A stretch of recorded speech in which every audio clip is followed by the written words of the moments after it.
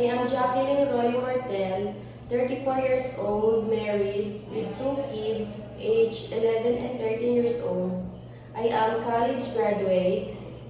I am a hardworking, honest, trustworthy, and responsible person.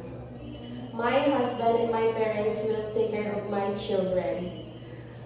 I work as a household in Moises Padilla, Negros Occidental of 2 years from 2010 to 2012. I serve 5 members of the family with 1 couple and 3 kids, age 1 years old, 5 years old, and 10 years old.